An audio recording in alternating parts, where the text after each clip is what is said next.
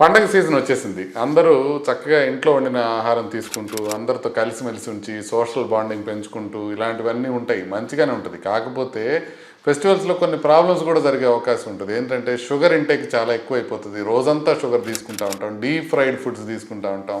చాలా ఎక్కువ ఫుడ్ తీసుకుంటూ ఉంటాం. భుక్తాయాసంతో పడుకొని మధ్యాహ్నం నిద్రపోతూ ఉంటాం. లేట్ నైట్ అయిపోద్ది. లేట్ నైట్ హెవీ మీల్స్ ఉంటాయి. నిద్ర సరిగ్గా పోరు. అదేవిధంగా కొన్ని మెడిసిన్స్ కూడా మర్చిపోయే అవకాశం ఉంటుంది. అందుకని ఫెస్టివల్స్లో మన హెల్త్ ఎలా మెయింటైన్ చేసుకోవాలి అన్న విషయంలో చిన్న చిన్న సజెషన్స్ ఒకసారి చెప్తాను.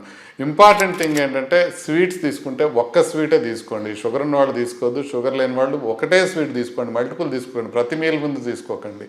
ఒక్క స్వీటే తీసుకోండి. అది కూడా ఎర్లీ ఇన్ ది డేట్ తీసుకోండి. నైట్ తీసుకోవద్దు, ఎర్లీగా తీసుకోండి. మీరు ఒక ప్లేట్ని తీసుకున్నారంటే 4గా విభజించుకొని సగం పాటు వెజిటబుల్స్ ఉండేటట్టు చూసుకోండి. ఒక కింద సగంలో ఒక దాంట్లోనేమో రైస్ కానీ రోటీ కానీ, ఇంకొక దాంట్లో మీరు ఏదో ఎక్స్ట్రా స్పెషల్ ఏదైనా చేసుకుంటే అది పెట్టుకోండి.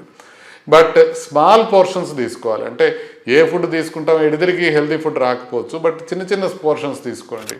మీరు ఇంకోటి గుర్తుపెట్టుకోవాల్సింది ఏంటంటే బెల్లం కూడా ఒక రకమైన షుగరే. దాంతో కూడా ప్రాబ్లమే. బెల్లంతో చేసిన గారెలు కానీ అరిసెలు కానీ ఏదో ఒకటి తినేస్తూ మనం స్వీట్ తినలేదని మాత్రం అనుకోకండి.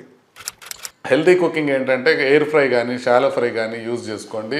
తర్వాత మీరు పండగల్లో ఇంపార్టెంట్ థింగ్ మనం మర్చిపోయేది ఏంటంటే ప్రోటీన్ ఇంటేక్ తగ్గిపోద్ది. విపరీతమైన కార్బోహైడ్రేట్ మీరు తీసుకుంటే కనుక అన్నీ మీరు పులిహోర చేసుకోండి, పరమాన్నం చేసుకోండి, అన్నం ఎక్కువ తీసుకోండి, అన్ని రకాలుగా కూడా మీకు కార్బోహైడ్రేట్ ఎక్కువైపోతుంది. కొంత ప్రోటీన్ ఫుడ్ కూడా, ఫైబర్ ఫుడ్ కూడా ఉండేటట్టు చూసుకోండి. ఒక ఫ్రూట్ కానీ సలాడ్ కానీ ఫుడ్కి ముందు తీసుకోండి. దాంతో కొంత ఇది తగ్గుతుంది. ఏదన్నా స్వీట్ తీసుకునే ముందు కూడా ఒక 200 ml గ్లాస్ వాటర్ తాగి తర్వాత తీసుకోండి. ఆ తర్వాత యాక్టివిటీ బాగా మెయింటైన్ చేసుకోండి.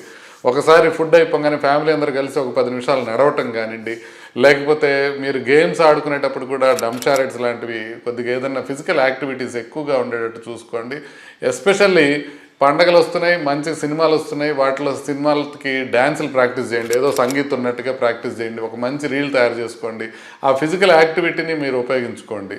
స్ట్రెస్ తీసుకోవడం తగ్గించుకోండి. ఫ్యామిలీతో బాగా స్పెండ్ చేయండి. షుగర్ ఉన్నవాళ్ళు, బీపీ ఉన్నవాళ్ళు ట్యాబ్లెట్స్ మానొద్దు. హార్ట్ పేషెంట్స్ ఏంటంటే సాల్ట్ ఎక్కువ ఉండేది తీసుకోకూడదు. చివరికి పండగ అనేది మనకి ఎంజాయ్మెంట్ కింద ఉండాలి, కానీ మనం పండగప్పుడు హెల్త్ పాడు చేసుకోకుండా ఉండటం చాలా ముఖ్యం. దీనిపైన ఇంకా కొత్త టిప్స్ ఏమైనా వస్తే నేను చెప్తాను. ప్రస్తుతానికి ఇంతవరకు పాటించండి.